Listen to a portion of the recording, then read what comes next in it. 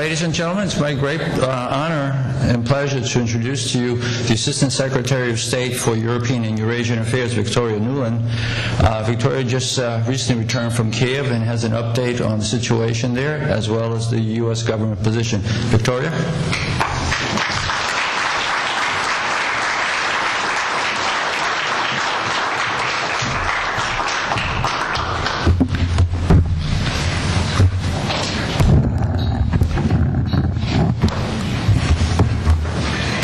Well, thank you, Roman. Thank you, ladies and gentlemen. Thank you for being here and for your continued support for the U.S.-Ukraine relationship. And thank you for the invitation to speak to you today. Still jet-lagged from my third trip in 5 weeks to Ukraine and my days in Kyiv earlier this week. I don't have to tell this crowd that these are historic and challenging times for the people of Ukraine, for the Ukrainian-American relationship, and for people everywhere who care about the future of that great country. The world is watching the drama that is unfolding in the center of Kyiv. The Euromaidan movement has come to embody the principles and values that are the cornerstones for all free democracies. What began on November 24th as a protest against President Yanukovych's decision to pause on the route to Europe has become much deeper and bigger. After blood was spilled by security forces on November 30th, the movement also became about justice and civil rights and Ukrainians' desire to have a government that respects them, that listens to them, that protects them, and that provides for them. A modern democratic government.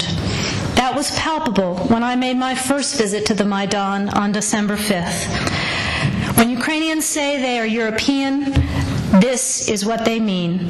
And as one very prominent Ukrainian businessman said to me, the Maidan's movement's greatest achievement is that it has proven that the people of Ukraine will no longer support any president, this one or a future one, who does not take them to Europe.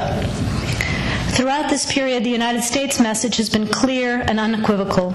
We stand with the people of Ukraine in their search for justice, human dignity, security, a return to economic health, and for the European future they have chosen and that they deserve. As you know, and as Roman said, I returned to Ukraine from my third visit in 5 weeks last Tuesday in support of these very goals, this time conducting parallel coordinated high-level diplomacy with EU High Representative Cathy Ashton with all of the key Ukrainian stakeholders. Then, halfway through our visit, in the wee hours of Wednesday, December 10th, we witnessed the appalling show of force by government forces who turned riot police, bulldozers, and tear gas on the Maidan demonstrators as they sang hymns and prayed for peace. Ukrainians of all ages and backgrounds flooded to the Maidan to protect it. Secretary Kerry wasted no time in expressing the United States' disgust at this decision of the Ukrainian government, and by morning the riot police had been forced to retreat. Later that same day, I spent more than 2 hours with President Yanukovych. It was a tough conversation, but also a realistic one.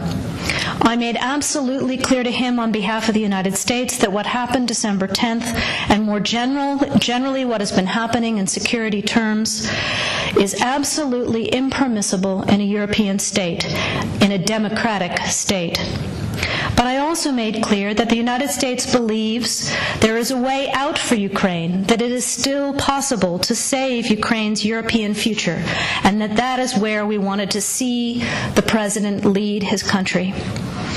And that was going to require immediate steps to de-escalate the security situation and immediate political steps to end the crisis and get Ukraine back into a conversation with Europe and with the International Monetary Fund. As you all know, and as I'm sure you just heard from Anders and other colleagues, Ukraine's economy is in a dire state, having been in recession for more than a year and with less than 3 months' worth of foreign currency reserves in place. The reforms that the IMF insists on are necessary for the long-term economic health of the country. A new deal with the IMF would also send a positive signal to private markets and would increase foreign direct investment that is so urgently needed in Ukraine. Signing the association agreement with the EU would also put Ukraine on a path to strengthening the sort of stable and predictable business environment that investors require. There is no other path that would bring Ukraine back to long-term political stability and economic growth. We also commend the EU for leaving the door open on the association agreement and for continuing to work with the Ukrainian government on a way forward. The Ukrainian parliament has already passed some 18 separate pieces of required legislation in advance of the Eastern Partnership Summit in Vilnius. Although that was a missed opportunity, it would be a huge shame to see 5 years' worth of work and preparation go to waste if the AA is not signed in the near future. So it is time to finish the job. As Vice President Biden said in remarks last night, President Yanukovych has a choice. He can choose the path that leads to division and isolation, or he can take a leap and take immediate, tangible steps to defuse his country's crisis and start a genuine dialogue with the opposition and agree on a path that returns Ukraine to economic and political health. While these are challenging times in many ways, we also can't lose sight of the fact that this is a time for great optimism as well. You only have to be on the Maidan to feel the energy, to feel the hope of Ukrainians coursing through the center of Kyiv and across the country. People are engaging because they know they have a stake in the future of their country. We see energy, we see optimism that simply didn't exist in Ukraine 20 years ago. People are of all ages, of all classes, of all walks of life, are taking ownership of their future and coming out into the streets to demand a European future. They're doing so peacefully, with great courage, and with enormous personal restraint.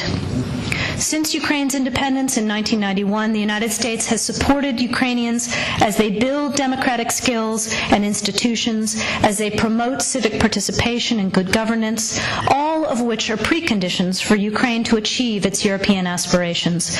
We've invested over $5 billion to assist Ukraine in these and other goals that will ensure a secure and prosperous and democratic Ukraine. Today, there are senior officials in the Ukrainian government, in the business community, as well as in the opposition, civil society, and the religious community who believe in this democratic and European future for their country. And they've been working hard to move their country and their president in the right direction.